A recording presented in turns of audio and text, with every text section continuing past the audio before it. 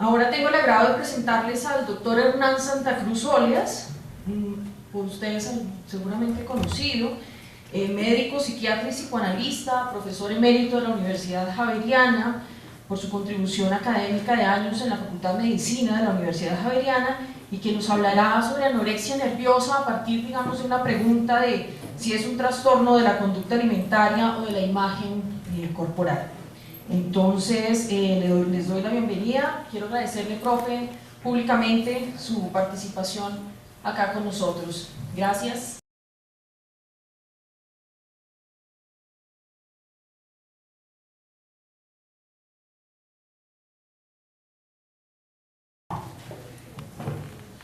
Muchas gracias. Gracias a los organizadores por invitarme y gracias a ustedes por estar aquí. Yo voy a tocar el tema de la anorexia nerviosa, procurando, digamos, presentar una media docena de ideas que me parecen fundamentales en relación a las características, a la génesis de la anorexia nerviosa y también al tratamiento. Una primera cosa que hay que decir es que la anorexia nerviosa es la única entidad psiquiátrica, psicopatológica, que en este momento tiene características epidémicas en todo el mundo occidental. O sea, una enfermedad mental epidémica pues es una novedad extraordinaria, ¿sí? Era una rareza hasta entrados los años 70 y en el curso de los últimos 40 años la anorexia nerviosa, pues los mayores la vimos, ¿sí?, crecer y ampliarse y volverse eso, una epidemia. En la última, en el año 77 describimos el segundo caso que se había descrito en Colombia de anorexia nerviosa en un boletín que se murió, el boletín del Instituto Neurológico de Colombia. El primer caso lo describió Uribe Calat en Antioquia, en el año 68. ¿Sí? Era una verdadera rareza, tanto que valía la pena hacer una publicacióncita sobre cualquier caso que apareciera. En este momento, en las últimas encuestas hechas por Vázquez de la Universidad Nacional y por otros en la Universidad de Antioquia, el 7 al 8% de las mujeres estudiantes universitarias encuestadas tienen un trastorno, ¿sí?, de esta índole, o anorexia, o bulimarexia, o bulimia, ¿no? El 7 al 8%, y el 76% de las mujeres universitarias encuestadas, ¿sí?, han intentado bajar de peso o afirman tener preocupaciones acerca de su apariencia corporal y del volumen de su cuerpo en el último año, ¿sí? O sea, es una epidemia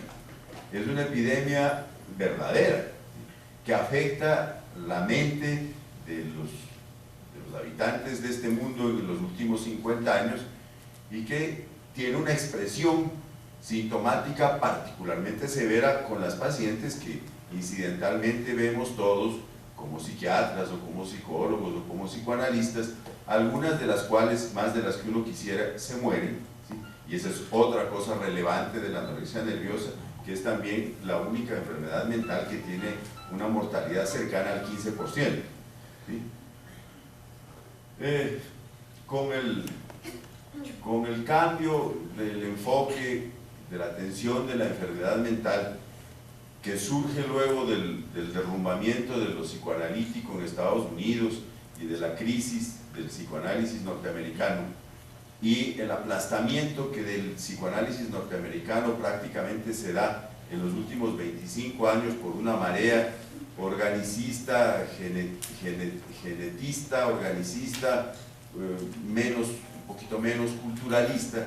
Entonces, ¿qué pasa? Que los psicoanalistas nos quitamos del tratamiento de la anorexia nerviosa.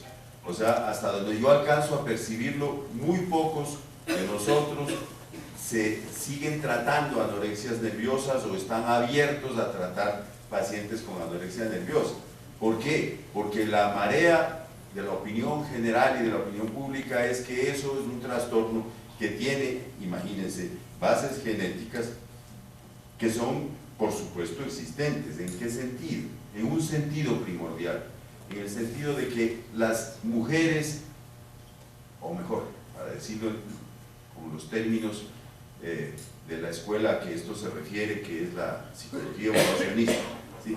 Las hembras de la especie humana, las hembras de la especie humana tienen en su acervo genético una capacidad que los hombres de la especie humana o los machos de la especie humana no tenemos, y es la capacidad de resistir el hambre y la desnutrición de un modo absolutamente imposible para cualquier varón. ¿Sí? Yo he visto mujeres y veo mujeres vivir, conversar, hacer chistes y tal, con una masa corporal de 11, con una estatura de unos 60 y un peso en kilos de 29. O sea, y están ahí, ¿no? Se ríen y muestran toda la calavera porque están espantosas, ¿sí? Y entonces están ahí. ¡Ay, doctor! ¿Cómo le va? Otra vez yo por acá. Esto es imposible. Ojo, clínicamente, los varones de cualquier edad que llegamos a una masa corporal de 14, morimos. No hay ningún reporte, ni en huelga de hambre, ni en enfermedades emaciantes, que describa que un hombre pueda aguantarse más allá de 14 de masa corporal, pues más abajo. Entonces, claro, uno se pregunta, bueno, ¿y por qué? ¿Por qué las mujeres son así? Pues las mujeres son así porque esas son las que tienen que sobrevivir cuando el hambre llega, ¿sí? Porque mientras sobrevivan las hembras de la tribu, ¿sí? Pues hay esperanzas para la tribu. Con que sobreviva un macho basta. ¿Me entiendes? Porque además son las hembras las portadoras de la cultura, las portadoras de la sabiduría alimentaria y de las cosas necesarias para que la tribu primigenia, esa que le gustaba tanto a Freud, siga en el tiempo. Pero ahí viene otra cosa, que es ya no más genética, ¿no? ¿Qué más hay? Hay también, por supuesto, el hecho incontrovertible de que esto empezó por un cambio en la moda. ¿Sí? O sea, nos vamos a la otra punta de la argumentación. ¿Sí? La moda. ¿Sí? La moda, que es simplemente una expresión cada vez más terrible y más destructiva, a mi juicio, ¿sí? del siglo del narcisismo en el que vivimos. ¿Sí? O sea, la apariencia corporal, lo que al cuerpo le pase, la forma de cubrir el cuerpo o, no, o mostrarlo o no mostrarlo, es ahora mucho más importante que nunca antes en la historia de la humanidad. Lo narcisista, entendido en el sentido malo de lo narcisista, entendido como narcisismo de muerte, entendido como algo que hace que el sujeto se ensimisme, el sujeto, la sujeto enferma, ¿sí? Y se arruine encerrada en un triunfo vicario que es el haber triunfado sobre la instintividad. Eso no es cualquier cosa. Mientras todos nosotros, viles mortales, tenemos que incorporar a nuestro cuerpo una dosis triple de proteínas, carbohidratos y líquidos en cada 24 horas, ¿no? Estas criaturitas se dan el lujo, como una paciente de la unidad, de partir una fresa mediana en 14 pedacitos, ¿sí? Con un cuchillo muy delgadito que le guardaban las enfermeras, ¿no? Y después comerse una 14ª parte de fresa, ¿sí? Cada hora, y 3 vasos de agua. ¿Me entienden? Mientras todos los demás a las 12:30 del día ya estábamos buscando la cafetería para el pedazón de carne, el arroz y el huevo y tal, la comida hospitalaria abundante y mala, ¿sí? Esta nos daba una lección de estoicismo, ascetismo, ¿no? Y triunfo de la voluntad sobre las miserias del cuerpo, ¿me entienden? Por eso es que, o sea, no es coincidencia, que los primeros casos históricamente identificables de anorexia nerviosa sean mujeres místicas del medioevo temprano, ¿sí? Hay incluso una santa del santoral católico, ¿sí? Que tiene un nombre impronunciable, Waldepurgis, una cosa así, ¿no? Que murió por negarse a comer luego de que su padre le exigiera casarse con un hombre que a ella no le agradaba. Entre otras cosas, claro, no le agradaba porque también era era hereje, no era converso, no se había bautizado, y prefirió la muerte y se murió de hambre. Después de eso, muchas otras mujeres de la vida religiosa, casi siempre monjas, se hacían tapiar en Hildesheim, que fue en cuya catedral incluso hay un ángulo en la entrada que era tapiado, ¿no?, para las mujeres que decidían hacer eso, y solamente recibían agua y la sagrada forma, o sea, la comunión. En promedio sobrevivían aproximadamente unos 40, 42 días, ¿sí?, y luego morían. Cuando ya no salían a recibir la sagrada forma, pues echaban ojo por el huequito los curas y entonces ponían el ladrillo que faltaba en el muro y las dejaban ahí. Las exhumaban 5 años después, y si estaban enteras, si no se habían corrompido, eso era una prueba de santidad, y pasaban a la categoría de beatas sin mucha dificultad. Si estaban podridas, pues no. Ahora, ¿eso cómo pasaba? Los observadores, entre otras el obispo de Hildesheim, que termina prohibiendo después de 2 siglos de esta práctica, termina prohibiéndola, dice, no hay tal, dice, los obispos muy frecuentemente son ateos. Entonces, dice el tipo, miren, no hay tal. Yo he observado lo siguiente: cuando las difuntas estas mueren en invierno, ¿sí?, se momifican y quedan enteras. Si mueren en la mitad del verano, ¿sí?, se corrompen porque las moscas alcanzan a entrar allá, ¿sí?, entre otras cosas porque también estaba obligada a orinar y defecar dentro del ángulo, ¿sí?, de manera que era una muerte no solo por hambre, sino pestífera, hedionda, ¿sí? Bueno, en fin. Ahora, los hombres no hacen eso, ni los monjes, ni más ascetas, ni más nada, hacen tal cosa para santificarse. No hay ninguno que se haya tapiado en la historia de la iglesia para morir allá recibiendo la sagrada forma. No aguantamos, ¿me entienden? ¿Sí? Bueno, en fin. O sea, es un problema como diría Freud, es un problema de la serie complementaria, es una cosa constitucional. Ahora, ojo con lo que viene. Nos dicen que la enfermedad de las 3 A's, que son amenorrea, anorexia, ¿sí?, y el rechazo, pues, del alimento, como las enfermedades de las 3 A's, ¿sí?, pero, ojo, entre un 5 y un 8% de los pacientes son varones.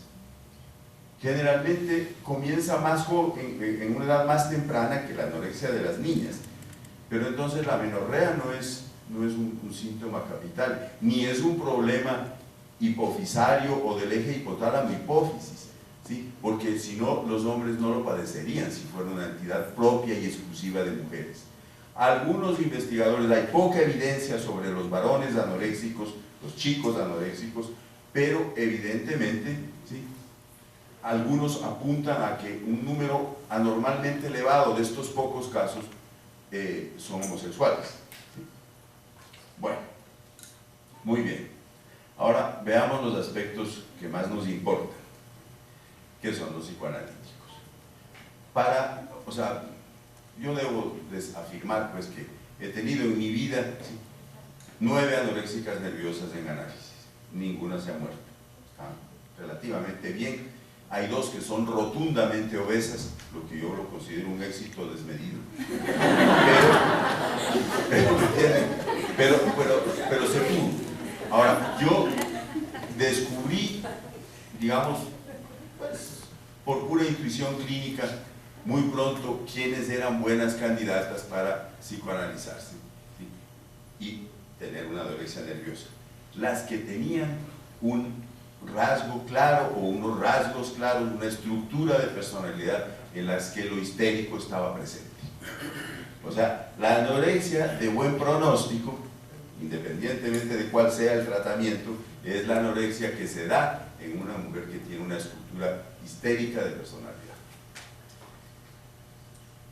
Las otras, porque estamos haciendo una división en grupo, hay unas anoréxicas histéricas que más o menos les va bien, ¿sí?, y ese grupo, digamos, corresponde a una tercera parte aproximadamente del total de anoréxicas. Las otras 2/3 partes son mujeres con trastornos graves de personalidad, con graves trastornos de carácter de naturaleza, diríamos, narcisista, ¿sí?, o fronteriza, mucho más frecuentemente. Las borderline tienden mucho más a estar representadas entre las bulímicas o las bulimaréxicas, ¿sí?, y en ellas además aparece casi siempre una anorexia con características psicóticas. ¿Cómo es esa anorexia con características psicóticas? Generalmente las de peor pronóstico, las que se han muerto, ¿sí?, las que se nos han muerto en la unidad de salud mental de San Ignacio, ¿no?, y por fuera, pero que las hemos tenido ahí, que se han muerto después, son mujeres que terminan haciendo una construcción delirante, ¿sí?, generalmente de naturaleza místico-religiosa, y que se apoyan en la Biblia y en una visión, digamos, ascética, medieval, de morir, pues, por desnutrición, por hambre, peleando directamente contra un cuerpo que es la fuente de todo pecado. Esas no, o sea, si alguna de esas les llega, yo diría que a menos que sean hábiles para tratar psicóticos, no las acuesten en el diván. Digo, generalmente no se quedan, no resulta, se van, hacen severísimos acting outs, como cabe esperar en pacientes con trastornos fronterizos de personalidad, y uno las pierde. No es que se mueran o no se mueran, sino que las pierde, se van. En cambio, las pacientes con estructuras histriónicas de personalidad pues hacen una alianza terapéutica, hacen una transferencia efectiva que permite el tratamiento psicoanalítico. Ahora, el tratamiento psicoanalítico de las anoréxicas plantea un par de cosas desde el punto de vista técnico, que son cuáles. Si yo voy a analizar una paciente anoréxica, es casi que imposible, digamos, actuar sin memoria y sin deseo, porque obviamente uno tiene el deseo de que suba de peso, el deseo de curarla, el deseo de hacerse, como quien dice, el heredero de la madre con la que siempre tienen una mala relación. O sea, la relación madre-hija de la que va a hablar la doctora Montserrat en unos días aquí, la relación madre-hija es la fuente de la catástrofe que significa la anorexia nerviosa. Por lo menos en esa media docena de casos que yo puedo referir, eso era así y es así. O sea, en dos sentidos. O la madre, ¿sí?, está constantemente luchando contra su propio cuerpo, constantemente empeñada en adelgazar y en hacer dieta, ¿sí?, constantemente preocupada por su gordura, ¿no?, sometiéndose a cirugías y a cosas allí para mantener un cuerpo juvenil contra viento y marea, sin éxito finalmente, porque nadie tiene éxito en eso, ¿sí? Los años se encargan de arruinar hasta el más firme hilo ruso, o sea, ahí no hay nada que hacer. Pero ¿sí?, la hija realiza en su cuerpo lo que la madre nunca pudo hacer. O sea, la hija hace ella en sí lo que la madre soñó y nunca pudo, porque las mamás siempre fracasaron y eso. Las hijas dicen, mire, a mí sí, yo sí puedo, usted es una pendeja, ¿no?, usted es una pobre incompetente, yo sí lo hago y va a ver cómo lo hago, y lo hago, y lo hace, ¿sí?, con un empecinamiento y una ferocidad que solamente las mujeres pueden tener, ¿entiendes?, consigo mismas. Nosotros somos más feroces y empecinados con los otros. Pero bueno, además, ¿qué otra cosa hay que señalar aquí? Si uno dice, estoy obligado a no tener deseo, pues no deseo. Simplemente voy a analizar a esta señorita, que no es una anorexia nerviosa, sino una mujer que sufre una anorexia nerviosa. No es la anorexia nerviosa la que se analiza. Se analiza a un ser humano que está ahí y que viene a que uno lo ayude.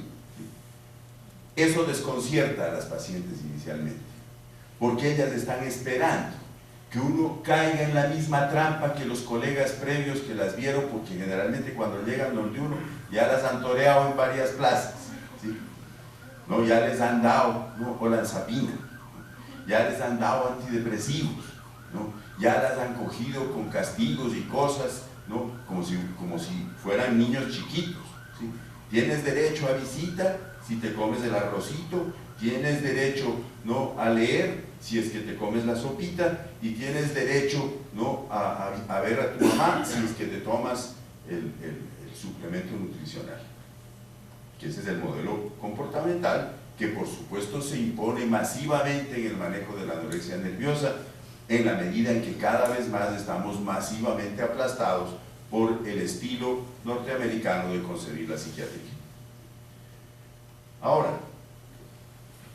cuando uno no dice nada y uno no le pregunta por las calorías, ni le pregunta si comió, ni hace comentario alguno respecto a la comida ni a nada, entonces ella se desconcierta.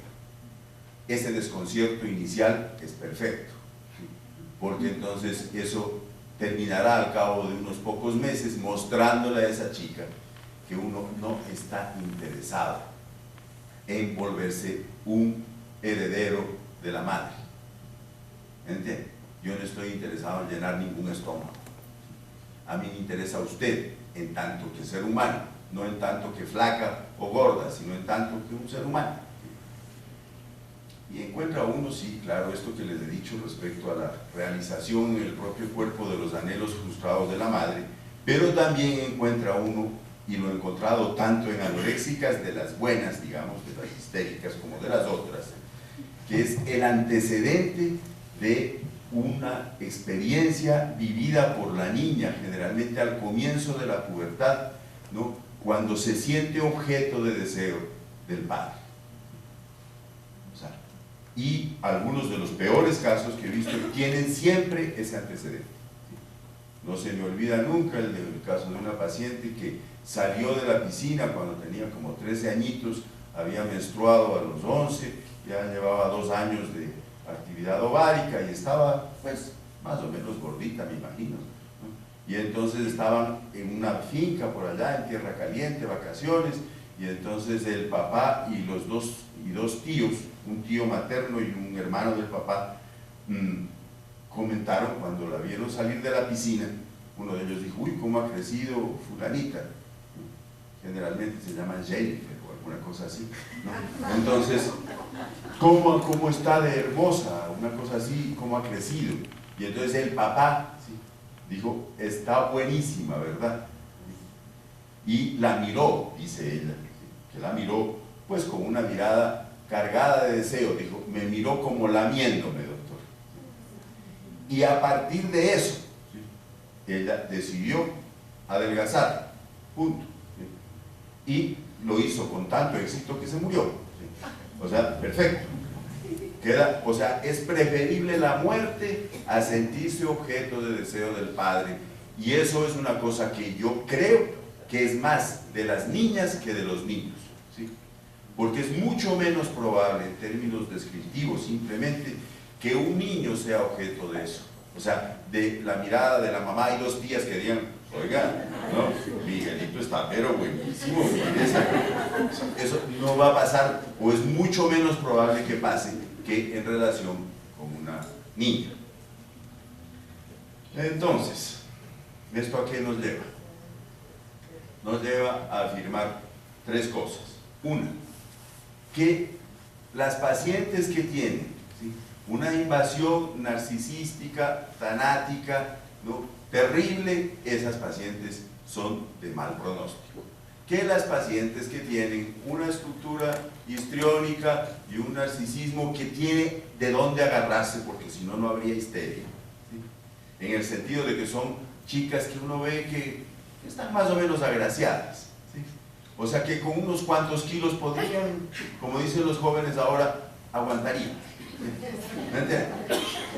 Si son muy horribilitas, o sea, si son muy feitas, y aún uno imaginándolas o pidiéndoles la fotografía de cuando estaban gordas, como dicen ellas, dice: aquí no hay remedio, probablemente esas chicas van a hacer una evolución menos buena, ¿me entienden? Porque no tiene de dónde agarrarse ese narcisismo sano. Una cosa que es interesante es que cuando estas chicas empiezan a mejorarse, se mejoran, pero también se mejora lo narcisista para que la mejoría pueda ser real. ¿A qué me refiero con esto? A una derivación, digamos, de lo que Kohut dijo, en relación a las formas y transformaciones del narcisismo. Él señalaba, ¿se acuerdan?, que el sentido de humor, la creatividad, la capacidad de aceptar los cambios que trae consigo la vida y la capacidad de aceptar la muerte como finitud personal irremediable, eran manifestaciones de lo que él llamaba un narcisismo sano o bueno. Yo creo que a esas 4 hay que agregar 2 más, que son, digamos, ambas se me ocurrieron a mí en la vida alrededor de precisamente tratar anoréxicas. Una es el autocuidado, que es, por supuesto, en este momento está de moda. El autocuidado es política de la Organización Mundial de la Salud para esta década, promover el autocuidado. Cuando las niñas, estas chicas, empiezan a ser ellas las autoras de su cuidado, o sea, yo me cuido, no es mi mamá la que me cuida, mi cuerpo no es de nadie más que mío, ¿sí? Y yo tengo que cuidar este cuerpito que habito, ¿sí? Porque todas tienen muy clara esa ficción alma-cuerpo, ¿sí? Que tiene que ser derrotada si el análisis lo permite. Yo creo que ese es un precedente ideológico para que la anorexia sea posible. O sea, el que yo me sienta a mí mismo como habitante inmortal de un cuerpo mortal. ¿Me entienden? Porque entonces ahí se agarra el narcisismo a la cosa de yo soy inmortal. Este cuerpo inmundo, flacuchento y acabado, se lo dejo ahí a mi mamá para que lo momifique y se santifique con él. Yo me voy. Cuando uno logra derrotar esa ficción atroz, platónica en su origen, ¿sí?, de que somos un alma que habita un cuerpo, ¿no?, y no simplemente un cuerpo con un cerebro grande que es capaz simplemente de ser materia pensándose a sí misma, ¿sí? Cuando uno logra meter esta cosa que es para mí la realidad, somos por un momento, menos de 3 milisegundos en tiempo universal, ¿sí?, materia pensándose a sí misma, ¿sí? Si tú te piensas así a ti mismo, la posibilidad de que te dé anorexia nerviosa es 0. ¿Me entienden? Ahora, otro problema más, el último, que es el siguiente. Han cambiado los paradigmas de la ética médica. La bioética ha dado un volantín teórico que para los mayores de nosotros, resulta un poco repulsivo, ¿sí?, de entrada. Y es que ya lo que importa no es la beneficencia o la no maleficencia, sino que lo que está por encima de todo y lo que manda es la autonomía. Entonces, en un sentido estricto, ¿eso qué ha hecho? Eso ha terminado con los tratamientos forzosos, con las sondas nasogástricas, con las alimentaciones parenterales que se le impusieron y se le imponían a muchas de estas adolescentes con una crueldad enorme y que no hacían más que aumentar su empecinamiento, ¿sí?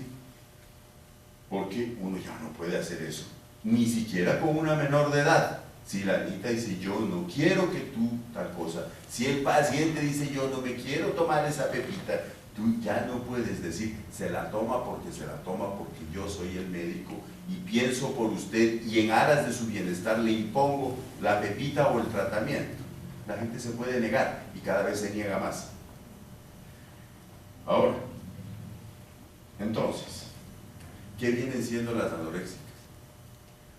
Un número importante de ellas son mujeres que están dispuestas a morir por lo que ellas consideran un ideal, en el puro sentido platónico del término,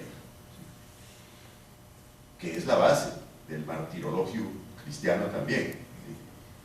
O sea, la gente está dispuesta a morir por sus ideas, y eso es una cosa valiosísima y admirable. ¡Qué berracos los que murieron por sus ideas! Claro que nosotros descendemos, en tanto que cristianos, y nos pensamos así, de los que disimularon y no se dejaron comer de los leones. Les dijeron, haga la venia ante la estatua del César y se va. Había unos que decían, ni por el carajo, yo no hago venias a ninguna estatua de nadie, y a esos se los comían los leones. Los tipos que decían, como jesuitas, agachaban la cabeza antes de decir, por dentro no estoy agachando nada. Y entonces se iban, hacían el esguince mental, ¿sí? la reserva de conciencia, de esos descendemos. Entonces, los héroes se mueren, ¿saben? Lo que quiero decir es que las anoréxicas nerviosas se mueren en el empeño, ¿sí? de vivir y morir por su ideal. Listo, ese es su ideal, listo, muérase, ¿sí? Está bien, yo no puedo hacer nada contra eso, ¿sí? Si vamos a ser respetuosos de este nuevo paradigma discutible todavía, para mi gusto, que se llama autonomía, y que la autonomía prima sobre la beneficencia. Bueno, me imagino que estuve un poco desordenado, pero eso no es nuevo en mí. Muchas gracias por oírme y que tengan un buen resto de día.